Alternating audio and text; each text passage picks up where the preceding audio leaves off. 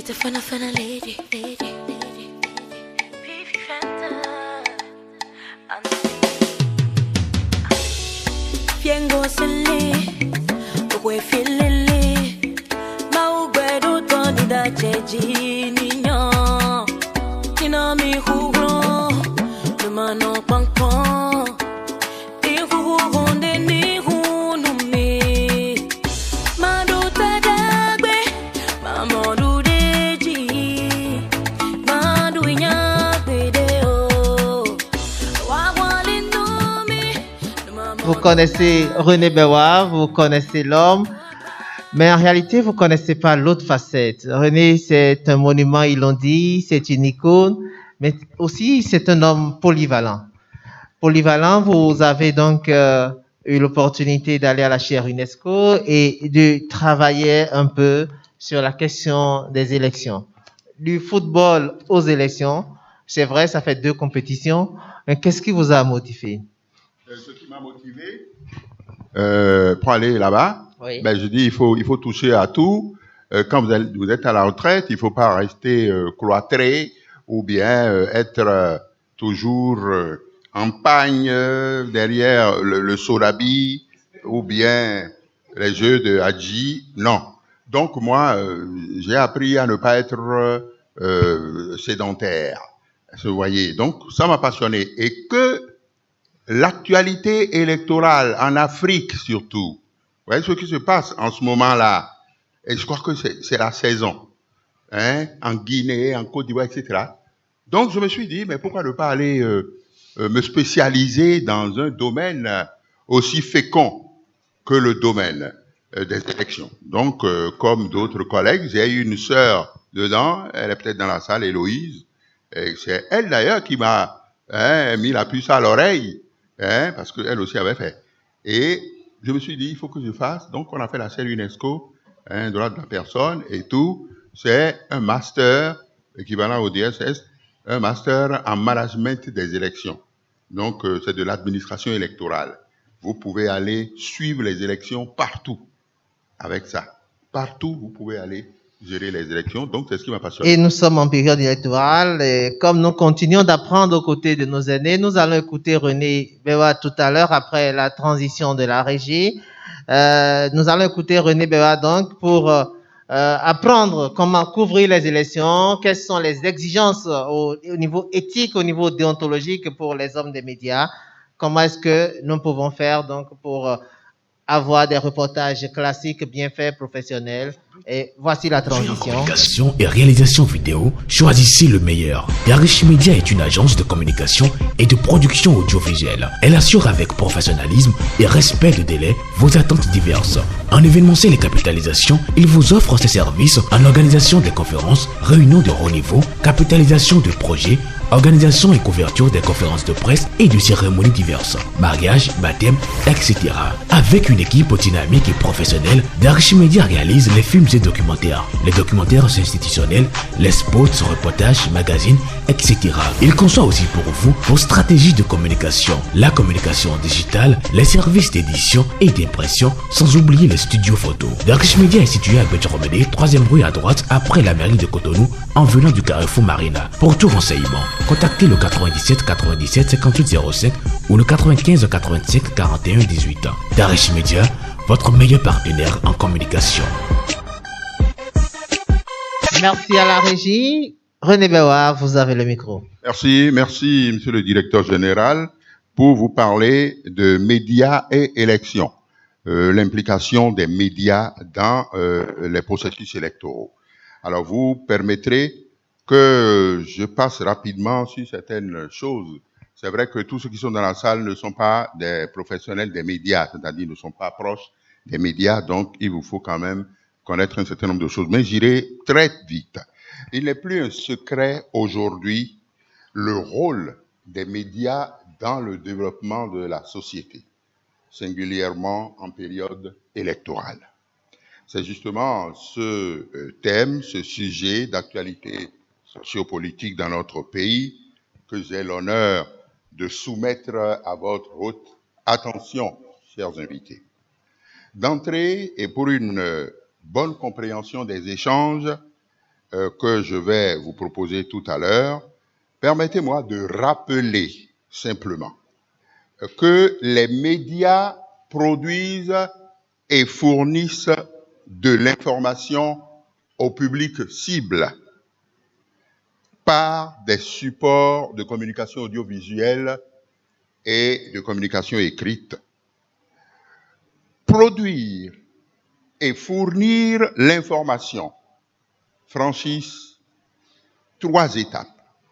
La collecte de l'information, le traitement et la diffusion, mais tout cela se fait ou doit se faire dans la vérité, l'impartialité, l'équité. N'est-ce pas? Tout cela, ce n'est pas inventé, tout cela en respect de la déontologie, n'est-ce pas, et de l'éthique dans les médias.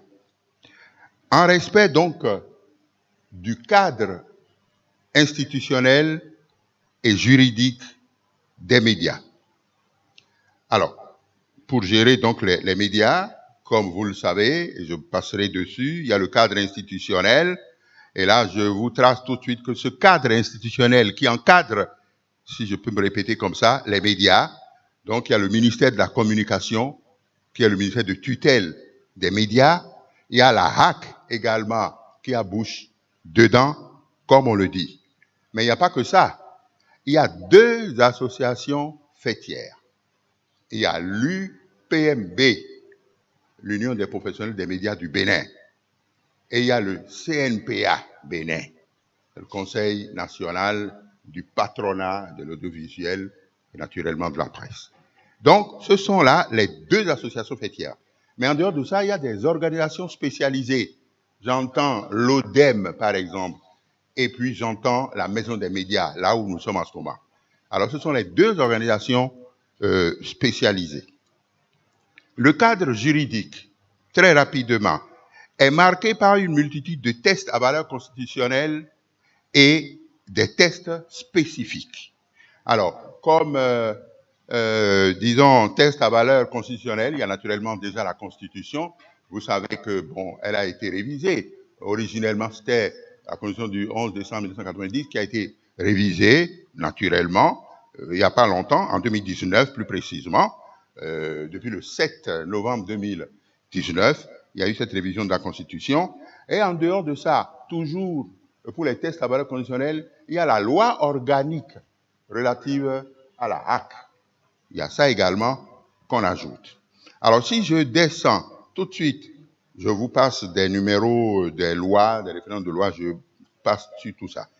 Alors, il y a donc les tests spécifiques qui régissent les médias. Je vous dis un peu tout ça pour qu'on sache d'où nous sommes partis, avant de déboucher maintenant, tout à l'heure, sur les déviances, n'est-ce pas, que connaît la presse à des occasions données, surtout en période électorale. Donc, comme test, il y a déjà la loi 72 sur la liberté de la presse. Cette loi a été révisée à un moment donné, en 69, donc par une ordonnance, l'ordonnance 69-12.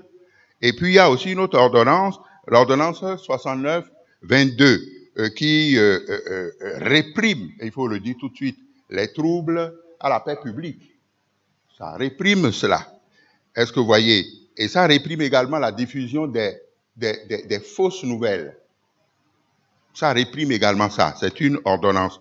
Peut-être qu'on va y arriver. Mais il y a surtout une loi qui intéresse tout le monde depuis longtemps, qui intéresse toute la presse. C'est la loi 97-010 qui parle de la libéralisation de l'espace audiovisuel. C'est important ça.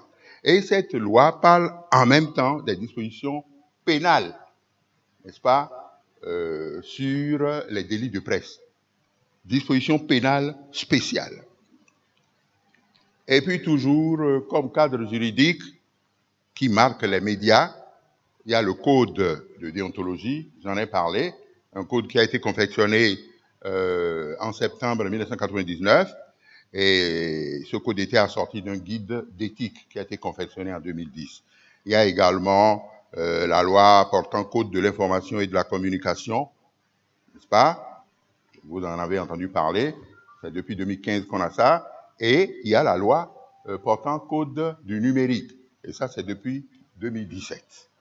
Alors, chers invités, il me fallait planter ce décor-là avant d'entrer dans le vif du sujet pour une meilleure compréhension. Alors, thème fortement d'actualité dans notre pays. Médias et élections, c'est le thème, je vous en ai parlé.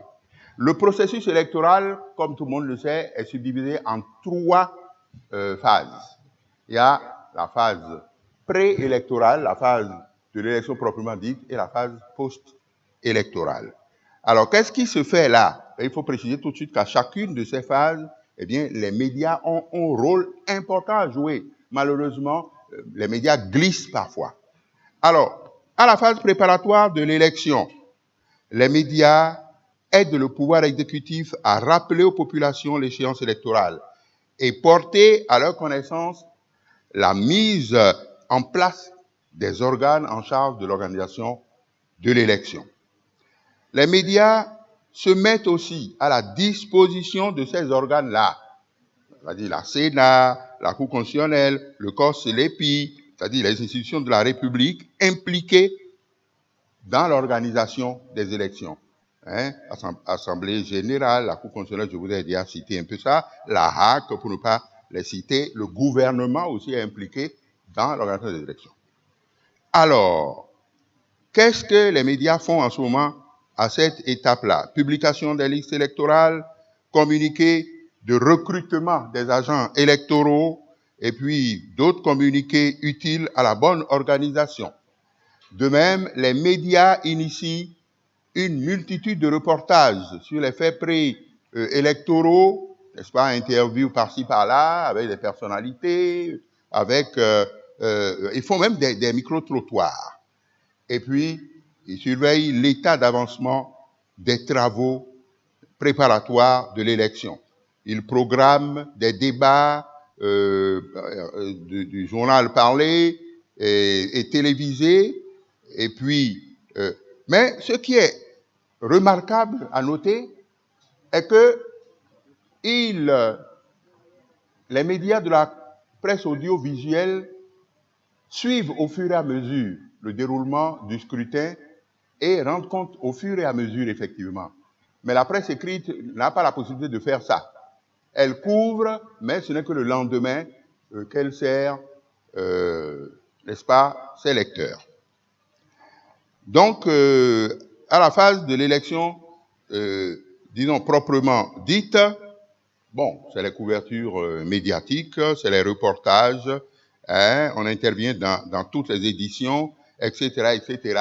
Il faut voir le volume de participation au vote, il faut guetter les heures d'ouverture et de fermeture, etc., etc. Il faut voir si le matériel est suffisant, et il faut voir tout ça. Et il ne faut pas oublier les incidents éventuels, les défaillances de l'organisation. Les médias font tout ça. Et de leur côté, les médias de la presse écrite également font la collecte, mais comme je vous l'ai dit, ne livrent que le lendemain. Alors, phase post-électorale. Bon, là également, il faut suivre le dépouillement, il faut suivre l'acheminement vers la Sénat. Un certain nombre de choses, je vous passe de tout cela pour gagner du temps.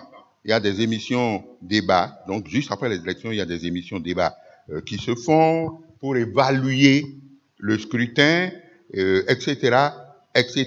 Et il faut guetter les résultats et aider maintenant les organes chargés de publier ces résultats. Il faut les aider. Et ça, c'est toujours les médias. Voilà l'essentiel des activités des médias en période électorale. En période électorale, donc, c'est ce que font les médias. Mais ça ne se fait pas en l'air comme ça. C'est suivi. Parce que compte tenu du caractère sensible des élections, caractère sensible de la période électorale, eh bien, les États accordent une attention soutenue sur la presse. C'est fondamental. Et pourquoi? Pour garantir l'accès équitable des populations aux médias, au service des médias. Donc voilà ce que je peux déjà vous dire par rapport aux dispositions légales, parce qu'il y en a forcément. Et ces dispositions légales, en période électorale, prennent d'abord leur source dans les dispositions ordinaires, c'est-à-dire en temps ordinaire, en temps de guerre, en temps de ci ou de ça. La presse est régie par des dispositions légales et réglementaires. Alors, s'il y a élection, la presse ne se départit pas de ça, non. Elle est astreinte à ça, mais en plus de ça, elle est astreinte à des dispositions prescrites, par exemple, par le code électoral, par des décisions de la HAC. Il y en a un certain nombre ici. Bon, je ne vais pas forcément vous en citer. Sinon, il y a la décision 15009 HAC du 10 février 2015, si je prends cet exemple-là, qui porte réglementation des activités des médias de service public et du secteur privé pour les élections législatives communales et locales de l'année 2015. À titre indicatif, l'article 2 refuse un certain nombre de choses que vous entendez. Par exemple, cet article dit « Pendant la période électorale, les organes de presse, tant de service public que du service privé, sont astreints sur toute l'étendue du territoire national à l'observance d'une grande rigueur dans la collecte, le traitement, la programmation et la diffusion de l'information. À cet égard, ils sont tenus de respecter les tests législatifs et réglementaires régissant la profession. » Alors, l'article 3 parle aussi d'autres choses.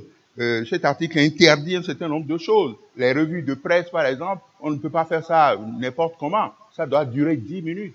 Et il y a les règles de l'art qu'il faut respecter. Donc, je ne veux pas vous affubler forcément à ça. Il y a des interdits. Par exemple, s'interdit la diffusion d'informations de chansons, jeux, spots, communiqués, proverbes, caricatures et récits satiriques qui sont de nature à inciter à la haine religieuse, tribale, raciale ou à mettre en péril la cohésion nationale. Donc voilà des exemples. La HAC ne dort pas en la matière.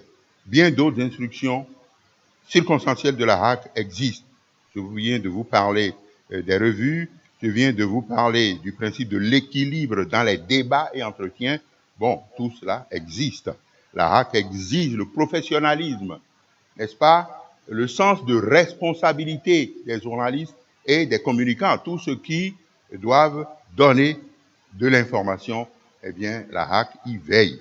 Je me garde d'entrer dans les détails pour vous citer des choses. Voilà donc un peu les contours de l'implication des médias dans les processus électoraux au Bénin sous le contrôle de la HAC.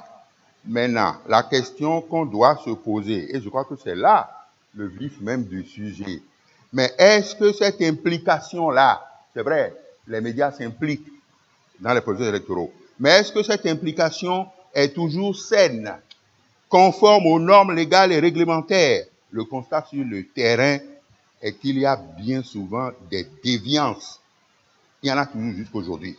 Déviances, dérives de certains médias qui choisissent de violer impunément les règles de déontologie et d'éthique dans les médias en période électorale. Résultat, on rencontre des déficits d'information, la désinformation, les dénigrements des candidats rivaux. Il faut prendre ceci pour dénigrer tel candidat rival, ou bien il faut passer le coup de chiffon sur le fief de tel adversaire.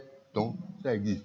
Et les médias sont aussi au centre de tout ça. En définitive, l'intervention des médias, n'est-ce pas, dans les processus électoraux est parfois de mauvaise qualité à cause de leur défaillance. Et je voudrais maintenant, pour finir, respectueusement, honorables invités, suggérer que nous échangions un peu sur cette question-là. Vos précieux avis sont les bienvenus, honorables invités. Donc, j'ai survolé un peu tout cela et j'ai voulu attaquer vraiment ce qui peut mieux vous intéresser. Je vous remercie. Merci beaucoup. On peut applaudir René Bewa. René Bewa, donc du sport aux élections, il est toujours dans la compétition et voilà. On parle d'élections et nous sommes justement dans une période électorale au Bénin.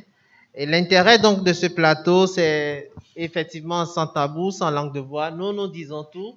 Ici, nous disons la vérité.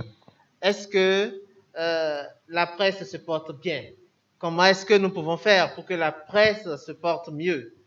Et vous avez donc la parole, le public a la parole pour opiner. Le CNP a interpellé la chute du doyen. René Bewa dit que nous avons des médias à la solde, nous avons des médias corrompus à la limite.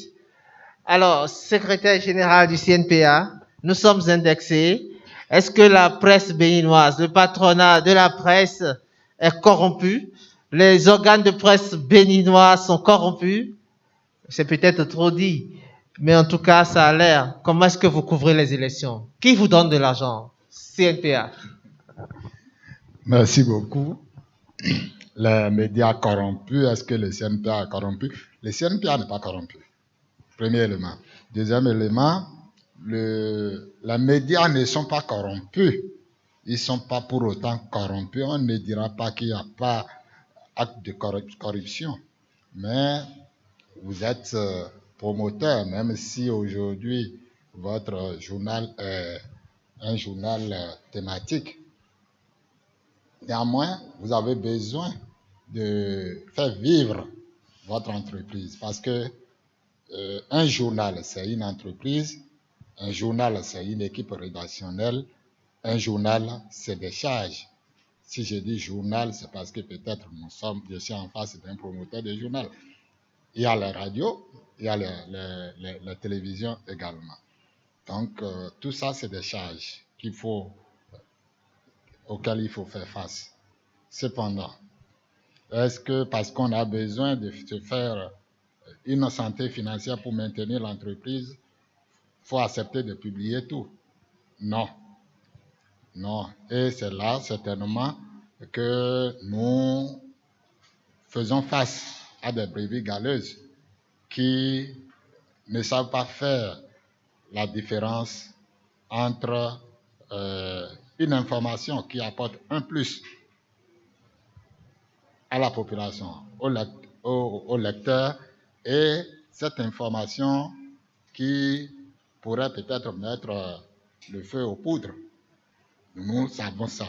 Ces derniers temps, je crois que le CNPA veille beaucoup au grain parce que on voit qu'il y a un peu de déviance, surtout par ces temps sensibles.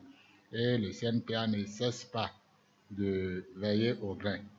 Et avec le concours de l'ODEM, bien sûr, parce que vous l'avez déjà dit tout à l'heure, l'ODEM, c'est le bras opérationnel technique, c'est une direction technique de 2 associations faîtières.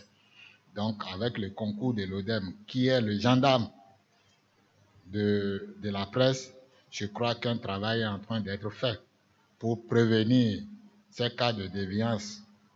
Mais corruption, on ne peut pas avoir corruption zéro dans la presse parce que dans toutes les composantes de la société, il y a des poches de corruption. Mais pour la presse, ne peut pas faire objet d'une culpabilité comme on n'a jamais vu. Non, ça existe, mais pas pour autant il faut lyncher les médias. On y veille, on travaille à ce que cela soit suffisamment moindre comme effet sur la production des médias en cette période très sensible des élections au Bénin. Merci beaucoup, Vincent Fortuné Assogba. Vous êtes secrétaire général du patronat de la presse. La presse béninoise corrompue, oui, mais et donc travaille à veiller. Nous avons ici dans cette salle également un représentant de la société civile. Il s'appelle Léonard Clouet. La société civile, de votre regard, est-ce que vous pensez que la presse béninoise vous satisfait? Justement par rapport à cette question de couverture des élections. Nous allons revenir tout à l'heure aux représentants de l'ODEM, qui régule justement cette presse, donc notre tribunal, le tribunal des pairs. Léonard Clouet, dites-nous un mot en tant qu'acteur de la société civile. Quel est votre regard sur la presse béninoise? Est-elle professionnelle? Vous satisfait-elle? Qu'est-ce que nous pouvons faire pour l'améliorer? Ok, merci. Bonjour à tous. Je voudrais préciser que je suis le représentant du directeur général du Centre de promotion de la société civile. C'est une structure sous tutelle du ministère de la Justice et de la législation. Il devait être là, mais il est empêché parce que l'autorité de tutelle lui a confié d'autres missions. Donc, il s'est fait représenter par ma modeste personne. Et en effet, sur la question de l'implication des médias dans le processus des élections, pour ce qui concerne la société civile, bon, c'est vrai, nous sommes à la tête de la société civile, mais nous, notre rôle en tant qu'organisme national en charge de la promotion des organisations de la société civile, c'est d'amener ces dernières à contribuer d'une manière efficace et efficiente au développement national. Et parlant du développement national, la question des élections constitue un enjeu important. Et nous sommes à une phase très sensible où la société civile, dans sa diversité, doit jouer un rôle très important. Elle est très attendue par rapport à la sensibilisation. Et lorsque les médias sont impliqués, parce que c'est eux qui produisent l'information. Et on dit, celui qui a l'information a le pouvoir. Les médias, vous avez ce pouvoir. Et lorsque vous en faites, de façon que cela puisse créer des problèmes, c'est-à-dire éviter en ce temps-ci des informations incendiaires. Ça doit être l'un des aspects forts que nous demandons à la société civile. Nous, pour ce qui nous concerne, c'est d'encadrer ce secteur, cet acteur incontournable dans la définition, la mise en œuvre et le suivi des politiques nationales. Mais nous, on n'est pas une ONG, nous sommes une structure de l'État et on encadre toutes les composantes de la société civile et les médias en font partie de par leur forme associative. Donc c'est pour cette raison que le Centre de promotion de la société civile est identifié pour être présent à cette cérémonie noble. Que je salue, je félicite beaucoup notre grand frère René Béwa.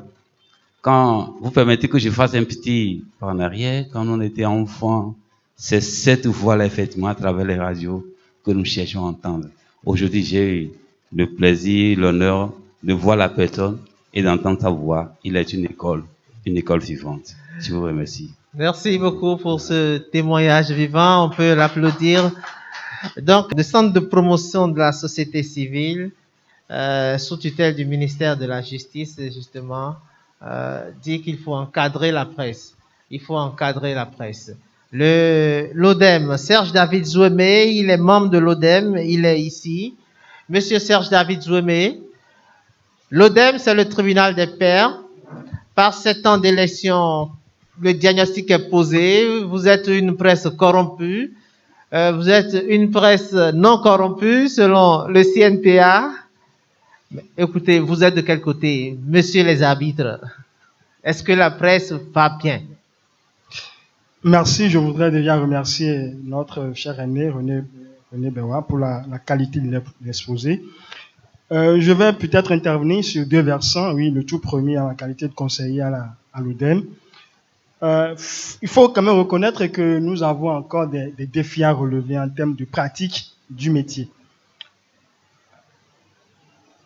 Tous les jours presque, nous avons des assignations, nous avons des notifications en termes de diffamation, donc des citoyens tout court qui saisissent l'ODEM parce qu'ils se sentent diffamés par des quotidiens et surtout encore plus en cette période électorale.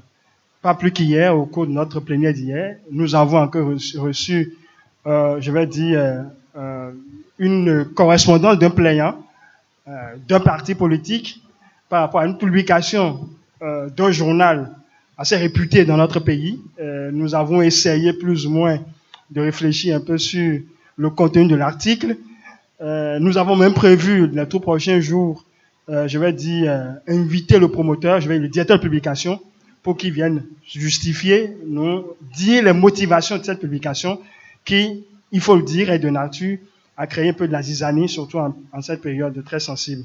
Donc, nous continuons l'autosaisine parce que par le passé, c'est des gens qui spontanément saisissent l'ODEM, mais voyant un peu la délicatesse du moment de la période que nous traversons, nous avons décidé de nous inscrire résolument dans l'autosaisine, c'est-à-dire que quand l'ODEM lui-même identifie qu'il y a des publications qui constituent des gemmes de violence, et donc l'ODEM spontanément saisit les promoteurs de ces publications ou même de ces des émissions, parce que nous en avons également identifié, donc pour qu'ils viennent se justifier et nous dire qu'est-ce qui a pu motiver ces publications ou ces productions. Donc voilà un peu la logique dans laquelle nous nous inscrivons aujourd'hui pour aider les instances impliquées dans l'organisation des élections au Bénin pour que nous traversons avec douceur et je vais dire et calme cette période très, très sensible.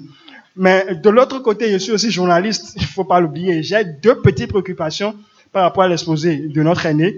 Alors, comme vous l'avez dit, certes, il n'y a que la RAC rendre public des décisions en cette période pour réguler un peu la pratique du métier. Et pas plus tard, je crois, la semaine dernière, il y a eu deux décisions. Une décision qui concerne les journaux ayant une existence légale en République du Bénin et une autre qui régule la pratique du métier en cette période-ci. Et dans la première décision, on nous dit, désormais, ou au cours de cette période, voilà les journaux qui sont censés paraître, donc qui ont une existence légale, c'est-à-dire qui sont connus officiellement par les instances étatiques. Et de la même façon, dans la même période, on nous dit, on va procéder à une sélection dans le lot de ces journaux ayant une existence légale pour dire que c'est eux qui ont la primauté, et donc c'est ces journaux qui peuvent faire la campagne électorale. Moi, je me demande pourquoi au même moment on décrète des journaux qui ont une existence légale et même au même moment on dénie le droit à certains journaux qui ont une existence légale, justement, de couvrir les élections. C'est une petite préoccupation que j'ai. Mais l'autre préoccupation, parce que nous sommes dans un média spécialisé éducation, pour la tradition que nous avons, en cette période-ci, nous essayons de décrypter le volet éducation des projets de société des candidats. Ce qui permet justement à monsieur tout le monde de comprendre et de savoir ce que le candidat, donc notre prochain président de la République, ce qu'il propose en termes de politique, en termes de stratégie, en termes de programme liés au secteur de l'éducation.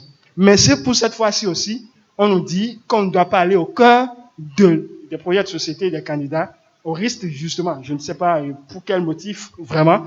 Et donc voilà les deux préoccupations. Et donc pour m'arrimer un peu à votre exposé, qu'est-ce que vous pensez de cette réalité? Merci, Michel. Merci, Serge David Ouémé. René Bewa, vous avez quelqu'un qui est ici et qui vient de Alada et qui a entendu parler donc de ces moments et qui a décidé de venir. Le directeur de la radio La Voix de la Lama et qui est ici. Je voulais lui laisser la parole pour voir qu'est-ce qu'il pense justement de cet exposé et qu'est-ce qui motive son déplacement. Mon Karam. Merci. Merci, monsieur le directeur général. Bonjour, doyen. Vous permettez que je fasse un petit feedback pour revenir un peu à la connaissance du doyen. Je vous admire et je voudrais que tout le monde ici l'acclame encore, s'il vous plaît. C'est vrai, avec mon petit parcours, vous êtes mon repère. Et pour cette carrière de reporter sportif, je l'ai entreprise et je l'anime vaille que, mais c'est sans compter que c'est sur vos pas que je le fais au niveau d'Alada et avec certaines stations qui me sollicitent. Donc, c'est à ce titre que je vous dois vraiment ce retour-là. Merci, merci, doyen. Pour en revenir un peu à la situation des élections, je pense que mes aînés, qui représentent respectivement les différentes institutions ici, ont eu à dire beaucoup. Et il faut préciser que au niveau des organes, c'est d'abord que le financement de nos différents organes pose problème au niveau du Bénin. Quand on se voit, il faut qu'on se dise la vérité ou qu'on se dise certaines vérités. Le CNPA même qui est là, est-ce qu'il dispose véritablement de tous les moyens possibles pour pouvoir véritablement jouer sa partition au niveau des différents organes qu'il représente? Il faut qu'on se pose cette question-là. Et quand on est au rendez-vous, on ne doit pas se voiler. Les moyens n'existent pas. Et c'est pour cela, à des moments donnés, on note qu'il y a de ces préoccupations que nous appelons corruption. Bon, nous y sommes déjà. On fera avec. Et bon, ce qui est un peu particulier, c'est que pour ces élections, depuis quelque temps, c'est par les médias que cela se fait. Il n'y a plus de tapage sur le terrain. Donc, on peut dire que c'est contrôlé. C'est-à-dire, tout le monde ne dit plus tout. Et on ne va plus tout couvrir. Et à ce niveau, le cadrage fait que on ne peut que dire ou diffuser ce que nous enregistrons. Et ça, c'est pas l'entremise de la RAC. Donc, ça fait que, bon, tout n'est plus permis. Et ça dérange aussi parce que ça ne nous permet pas d'avoir les moyens escomptés. On est limité. Si tant est que la RAC ou le ministère de la Communication dit qu'elle réquisitionne nos radios pour pouvoir faire dérouler la campagne, je pense que il y a un petit souci, ce n'est plus libre. Mais comme c'est pour le contrôle et pour l'évolution, on est obligé de faire avec. C'est vrai, vous avez parlé de l'information, je vais revenir juste pour une question.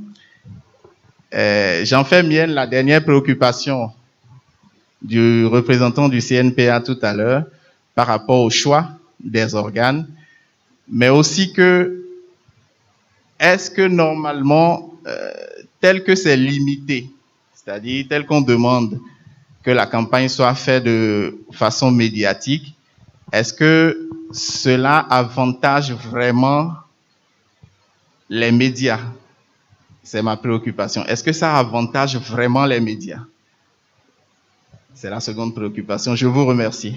Merci beaucoup, monsieur le directeur de la Voix de la Lama. Il nous vient d'Alada. Merci d'avoir fait le déplacement.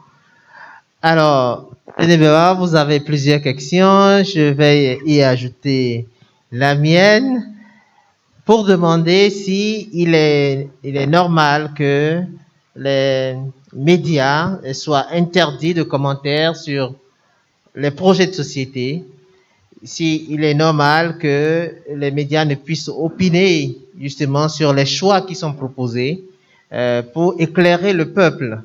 Qu'est-ce que, en tant que médias, nous pouvons faire aujourd'hui en tant que professionnels pour quand même retrouver ce droit, ma foi, qui semble légitime et qui fait partie même de notre raison d'être? Je vous remercie. Voilà, nous allons donc laisser la parole à René et clôturer dans quelques instants ces échanges, les rencontres intergénérationnelles des médias. Nous sommes à la deuxième partie ou à la partie débat. René Bewa va répondre à nos questions et nous allons présenter à ce public le nouveau produit de l'éducation, un magazine, désormais pour animer l'actualité éducative. René Bewa, vous avez la parole. Merci bien, monsieur le directeur général. Vous l'aurez constaté, je ne pouvais pas aller au fond des choses dans ma présentation tout à l'heure. Bon, parce que il y a certains invités qui vont s'ennuyer si on entrait dans les détails. Donc, j'ai élagué pas mal de choses, sinon j'ai fait une grosse préparation. Donc, vous m'excuserez vraiment de n'être pas entré dans des détails. Et ce qui me paraît plus important, c'est le problème que nous posons en ce moment. Je commence tout de suite par dédouaner d'abord les médias. Absolument. Ce n'est pas toujours la faute des médias. Il faut le dire tout de suite. Moi, j'ai fait des travaux par rapport à ça. Je peux vous dire, c'est-à-dire que si on dit que les médias sont corrompus, d'abord, ce n'est même pas tous les médias qui sont corrompus. C'est d'abord ça. Il y a certaines brebis galeuses, il y a certains organes de presse, il y a certains journalistes. C'est ça. Il y a certains communicants. Donc, cette nuance me paraît suffisamment importante. Donc, parce que les médias font beaucoup dans le cadre du développement national. Sans les médias, il n'y a rien du tout. Sans la presse, il n'y a rien du tout. Et les décideurs, les gouvernants de notre pays ou bien de l'Afrique doivent le savoir. On ne peut pas contourner l'importance de la presse ici. Donc, rassurez-vous, on n'est pas en train de jeter la pierre. Enfin, en tout cas, je sais que vous savez que je ne peux pas jeter la pierre aux médias. Mais nous sommes en train de détecter, de faire le diagnostic de nos maladies. Parce qu'une partie de la presse est malade. Et ça, il faut le dire, ça, il faut avoir l'honnêteté intellectuelle, la probité intellectuelle de le reconnaître. Et le reconnaître, c'est vouloir aller de l'avant. C'est clair, c'est une contribution précieuse, n'est-ce pas, au développement de notre pays. Donc, vous l'avez dit, et ça, je tiens à parler déjà de ça pour rassurer tout le monde. Et je saute tout de suite sur les interdits et tout. Nous allons tenir compte du contexte. Si on doit tout dire, on ne pourra pas tout dire. Ce qui est certain, si nous regardons le miroir de la vérité, ça ne va pas dans notre presse. Et pas forcément la faute des journalistes. Les journalistes ont leur faute. C'est clair. Parce que quand l'homme politique vient avec ça, parce que ça existe jusqu'à demain, ça existe. Il vient, il dit, celui-là, même si tu mets sa photo sur un truc là, mets ça flou, noir. Et tout ça, ça existe jusqu'à demain. Donc, vous voyez, la désinformation, ça existe. Donc, mais le journaliste, il n'y a pas ça. Ça veut dire quoi? La presse n'est pas financée, si je peux parler terre à terre comme ça. Prenez par exemple l'exemple de l'aide de l'État à la presse. Par exemple, l'aide de l'État à la presse, à mon humble avis, ne doit pas disparaître. Je ne sais pas si elle est revenue maintenant, ça m'étonnerait. Mais c'est pas possible. C'est pas possible. Et ça, moi, je le dirais, même dans Tokpa, je vais le dire. Je me rappelle bien quand j'étais DC et tout, j'étais vice-président du comité paritaire HAC, ministère de la Communication. C'était de ces choses-là que nous parlions de la carte de presse, parlions de l'aide de l'État, d'un certain nombre de choses. Et il faut sensibiliser les patrons de presse pour qu'ils traitent bien leurs collaborateurs. C'est vrai, eux-mêmes, ils vont se dire, Peter Minamore, et tout ça. C'est vrai. Mais l'État doit aider. Et on n'a pas une entreprise au hasard comme ça. Donc, il y a déjà ce côté. Alors, quand je vous disais tout à l'heure que la faute ne revient pas toujours aux médias, je dis, quand on parle de la défaillance de l'implication des médias dans les processus électoraux, mais il n'y a pas que ça. Si vous regardez l'aspect économique, le sous-développement, la crise économique mondiale, qui induit par exemple la conjoncture économique dans notre pays, si vous regardez tout ça, il y a problème financier.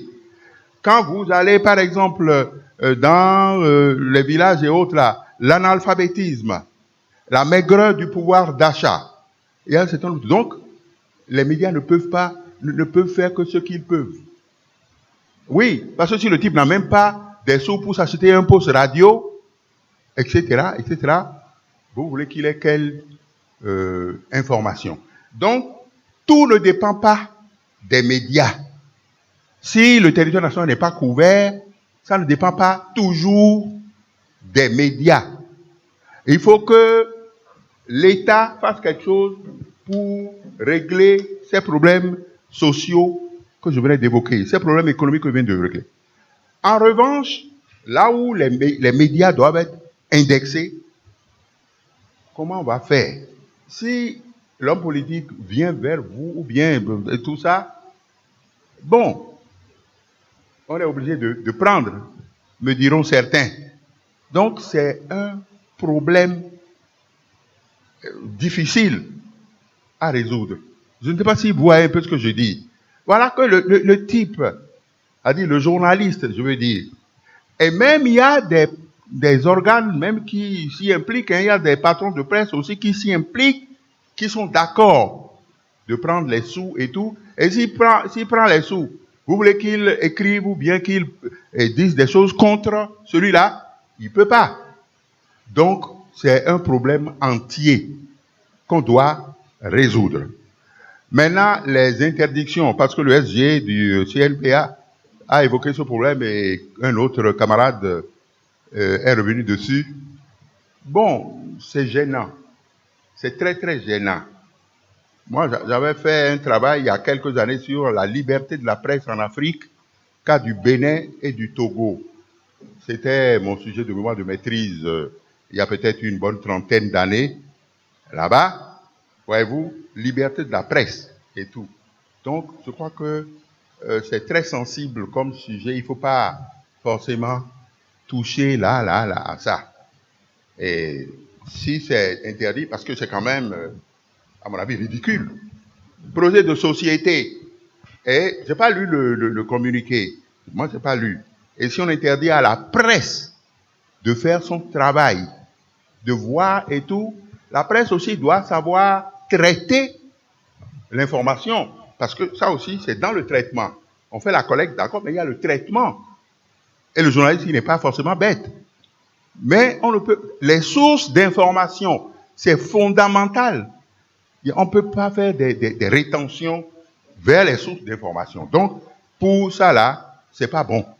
Il y a peut-être un autre interdit, vous avez dit, pourquoi donc on a limité les journalistes dans les projets de société et aussi pour autre chose. J'ai rattrapé dans les journal, je crois, que HAC a sorti récemment, il y a peut-être 3, 4, 5 jours, des décisions, et c'était le CNPA qui était monté au créneau, je crois, contre ça. Bon, la HAC fait son travail, ça dépend de comment elle le fait, par rapport à quelle tendance, par rapport à quelle sensibilité et tout.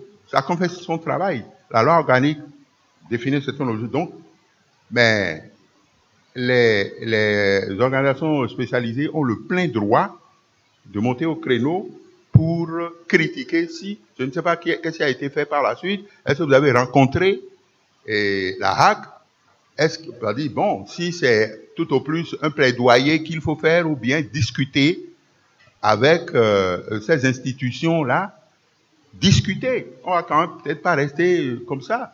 Donc, c'est en cela que moi, je dois un peu les associations fêtières et puis les organisations spécialisées. Bon, elles font ce qu'elles peuvent faire. Mais moi, je souhaiterais vivement, et ça, c'est mon souhait personnel, d'en faire plus. Sinon, c'est pas bon. Les pays où la presse est embastillée, la suite, vous la connaissez.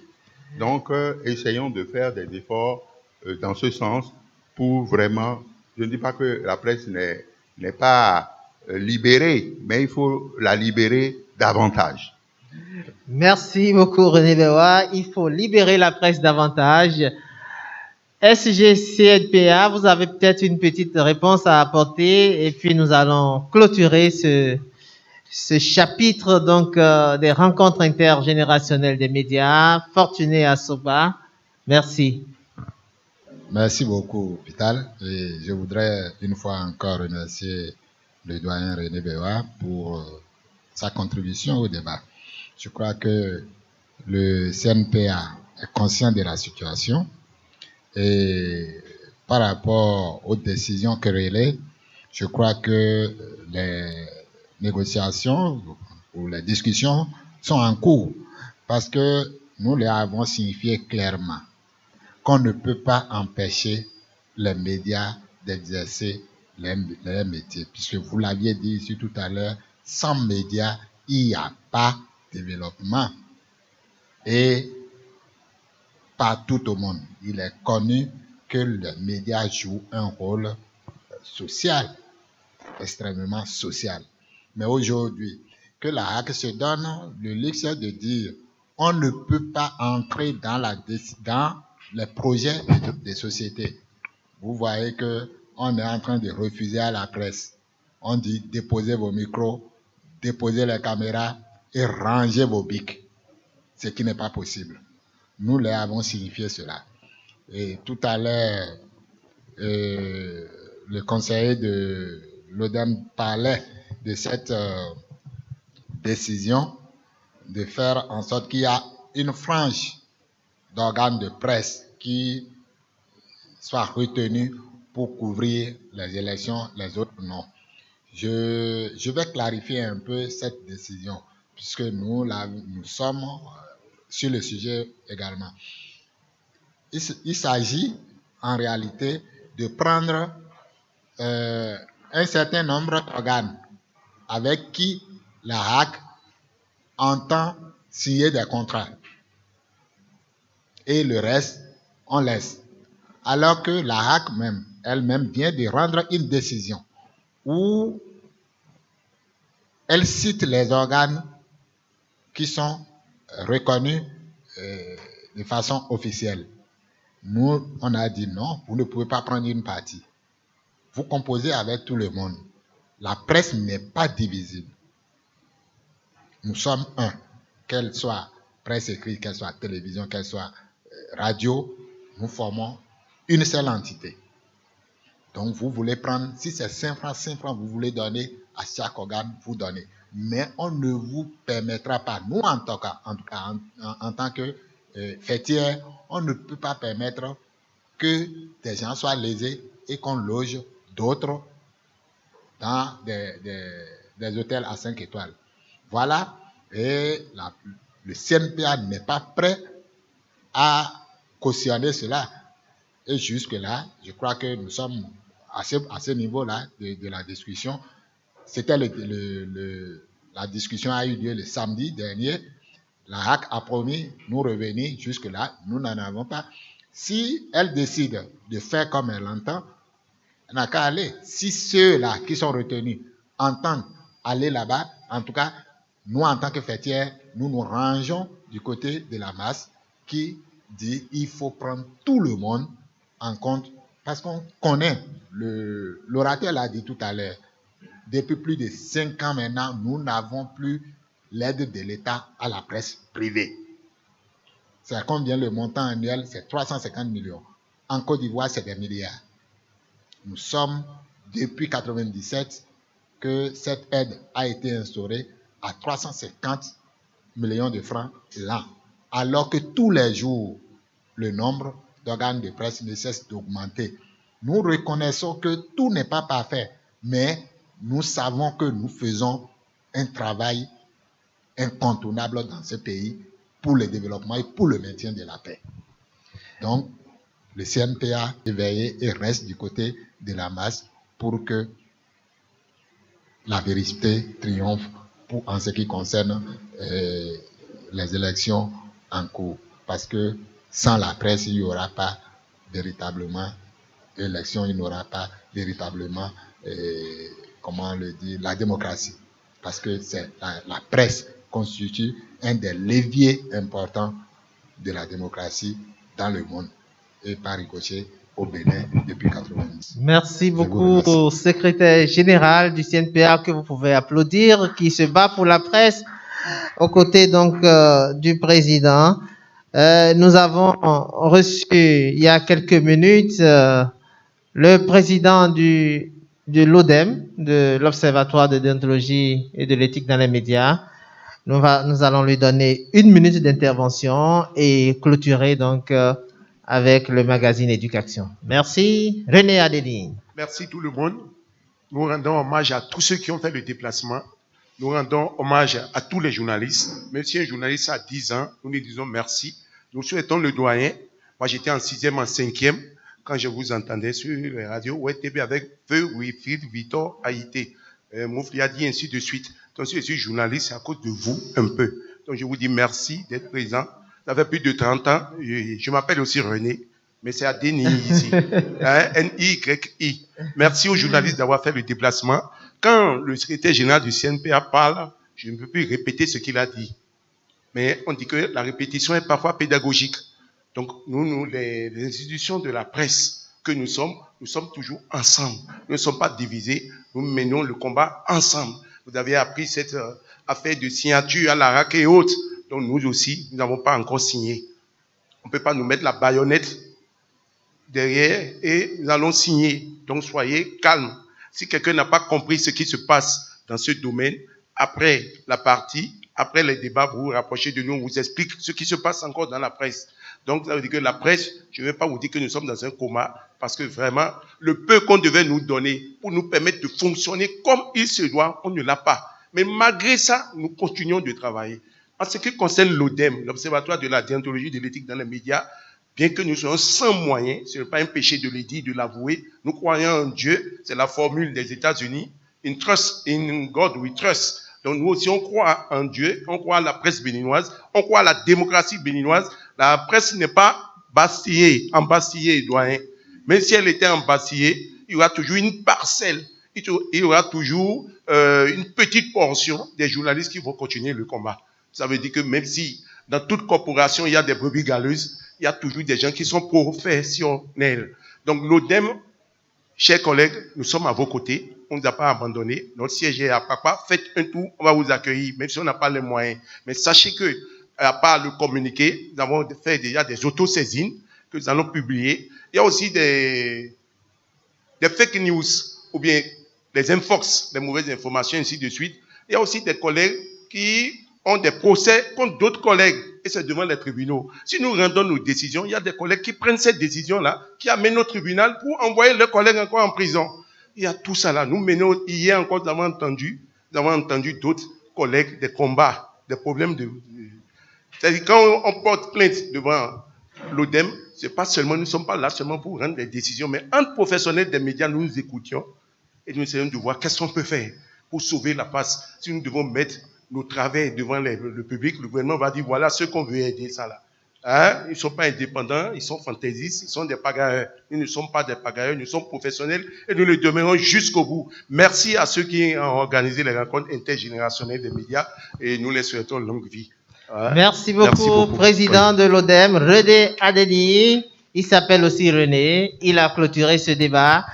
Nous allons passer à la transition. Donc, une présentation sommaire du magazine Éducation. C'est avec la complicité de la régie en 5 minutes.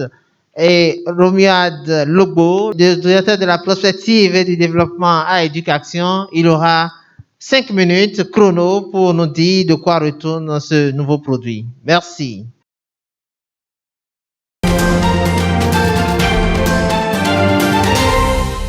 Chers téléspectateurs et internautes, bonjour et bienvenue à cette édition du Journal de l'éducation proposée par le groupe Éducation. Éducation vous offre désormais un journal télévisé tous les mois, tout comme un magazine trimestriel.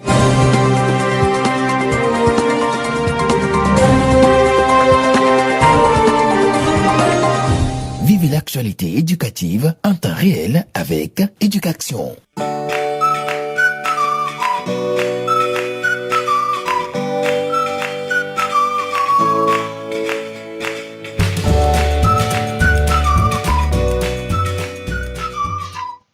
Merci à la régie.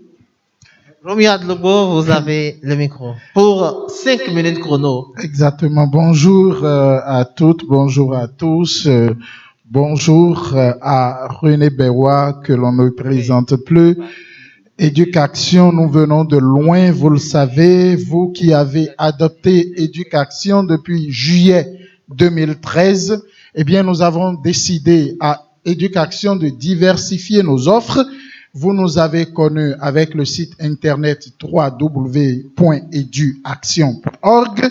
Vous nous avez connus davantage avec le journal en quadri qui sort encadré tous les mardis. C'est un hebdomadaire à Cotonou qui paraît tous les mardis dans les kiosques et dans les librairies et qui est vendu à 300 francs CFA.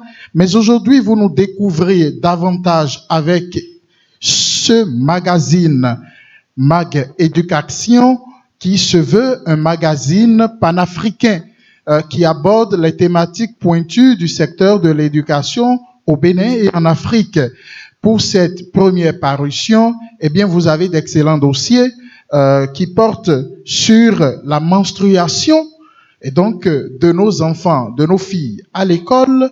Vous pouvez parcourir donc cet excellent dossier pour y découvrir des recettes pour éviter à vos enfants, à vos filles, les railleries à l'école, dans les temples du savoir pendant les périodes de menstrues. Vous avez également l'interview que nous a accordé le professeur Dr Clarisse Narbonne, que l'on ne présente plus, également à l'université, très connaisseur, je dirais, des questions éducatives sur l'orientation scolaire. Elle est parmi nous ici, Dr Clarisse Narbonne, juste en face de moi, qui nous a donc donné les trucs et astuces pour mieux orienter vos enfants à l'école. Eh bien, vous avez également une étude, je dirais, une analyse sur les dessous ou les sous-entendus de la remontée spectaculaire du Bénin au niveau donc du rapport PASEC 2019. Qu'est-ce qui a pu permettre au Bénin de reprendre du poil de la bête pour être mieux loti désormais dans le classement PASEC 2019. Et puis vous avez l'instant détente. Vous avez des contes d'Afrique qui sont comptés dans ce magazine qui se veut hybride, donc pas que pour les intellos. Les enfants s'y retrouvent aussi à travers des contes, à travers espaces détente, à travers également des jeux croisés et à travers également des souvenirs qui sont racontés. Vous avez également des insertions publicitaires, des publi-reportages. Nous avons fait le point, le bilan des 5 ans du chef de l'État pour le compte du secteur de l'éducation. Quels sont les acquis? Quelles sont les insuffisances?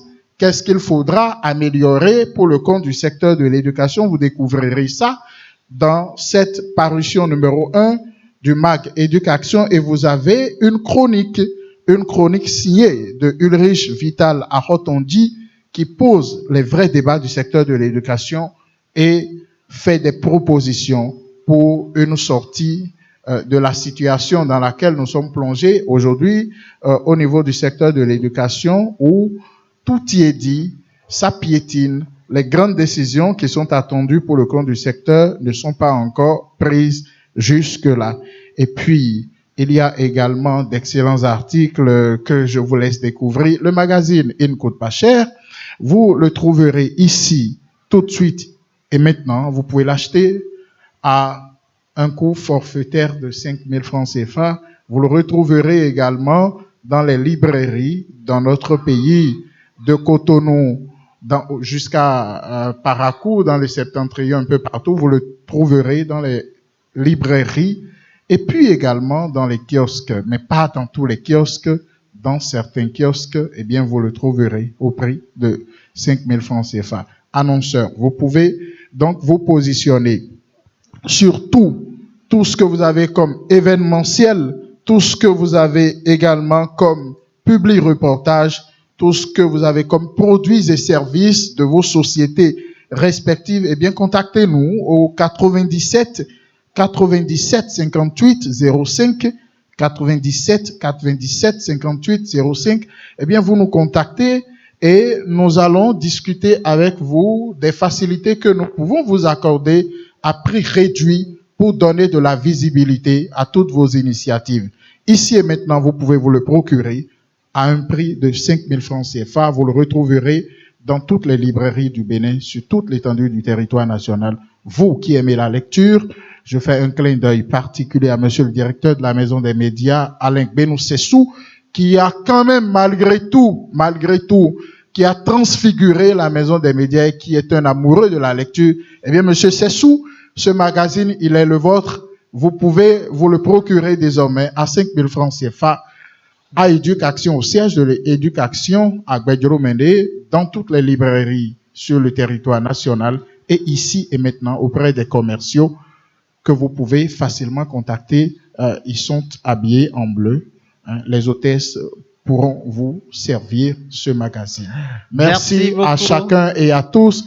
Et merci de toujours soutenir Éducation et de toujours soutenir toutes les initiatives de Éducation tendant à redonner à la presse béninoise toutes ses lettres de noblesse, malgré 3 fois les difficultés qui sont celles de la presse. Les consommateurs finaux, vous n'avez pas toujours à l'idée des difficultés des entreprises de presse au Bénin. Et oui, malgré ces difficultés, nous essayons d'avancer grâce à Dieu. On peut applaudir. Merci beaucoup. Domar, merci beaucoup. Merci pour cette brillante présentation. C'est le Éducation Mag, René Bewa. Nous sommes à la fin de ce plateau. Un mot à l'endroit de ce charmant public qui est resté jusqu'au bout. Merci. Avant de remercier ce charmant public, comme vous l'avez dit, je voudrais encore une fois, un peu sage, comme on le dit, encourager les associations fêtières des médias à ne pas baisser les bras. À ne pas baisser les bras parce qu'il y a des problèmes. Et c'est pourquoi je reviens dessus. Il y a des problèmes. Monsieur Lobo vient de réévoquer cela. Donc, mais il faut faire en sorte qu'il n'y ait pas de bras de fer. Vraiment. Et il faut la paix dans notre pays. Il faut la paix dans notre pays. Ça ne veut pas dire qu'il faut que vous reculiez. Pas du tout. J'ai proposé, revoyez le président de la HAC et échanger avec lui, voyez, faire des plaidoyers au besoin. Et je crois qu'il y aura une solution. Parce qu'on ne peut pas museler la presse, c'est pas possible. La presse, c'est la presse. Elle a sa vocation, elle sait ce qu'il y a à faire et on ne peut pas lui interdire de faire son travail. Néanmoins, il serait souhaitable que les associations fêtières, les organisations spécialisées redoublent d'ardeur, privilégient les rencontres avec les autorités afin que la paix soit sauvegardée. C'est vrai, on ne va pas dire paix, alors que, donc, il faut continuer les rencontres. Je crois que c'est l'essentiel de ce que je peux vous dire. Et sur ce, je remercie tous ceux qui sont arrivés ce matin ici.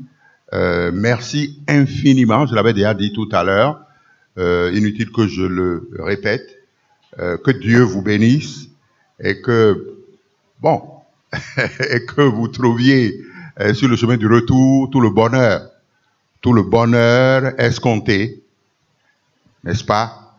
Et que vous n'auriez pas perdu votre temps ce matin en arrivant ici. Croyez en la presse de votre pays malgré toutes ces difficultés, mais croyez en ce que fait la presse dans ce pays.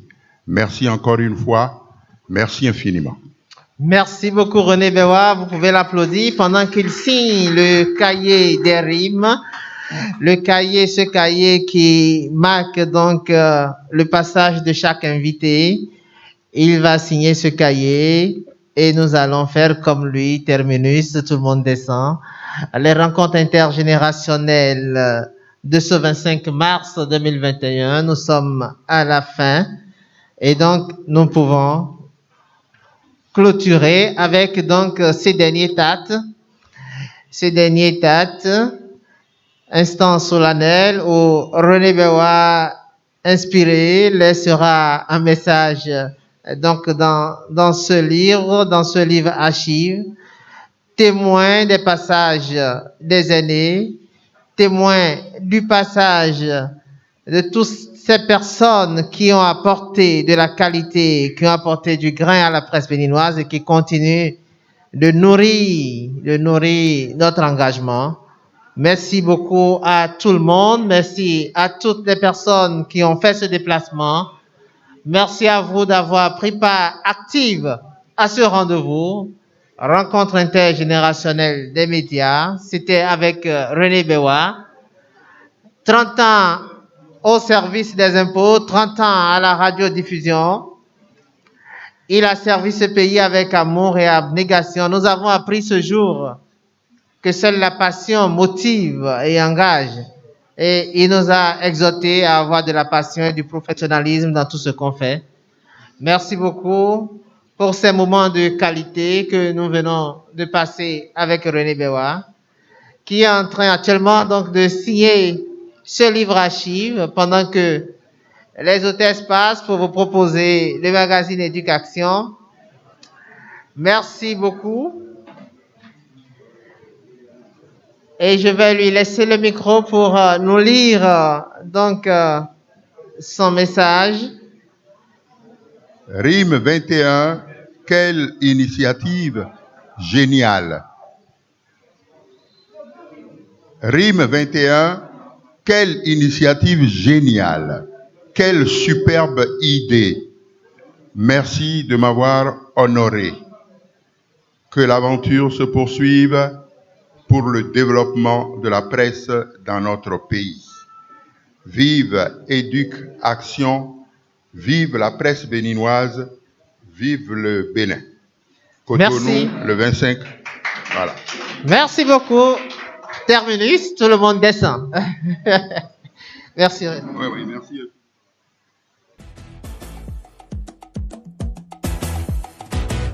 Le pauvre gentil aura plus d'honneur que le riche avare. Et ma dobré prod, grand morceau. Dans la vie, il y a ceux qui gagnent. Et il y a ceux qu'on appelle les champions. C'est ça, on dit, on est ensemble. Mais à Tito, on n'est pas mélangés. On peut avoir le même boulot, les mêmes salaires, même pas les mêmes étoiles. On peut habiter le même quartier. Mais tu auras l'impression que c'est chez moi seul le soleil brille. Oh. Malik Dramé. Appelez-moi l'élu. Oh. L'élu. Oh. Presbytère Fian.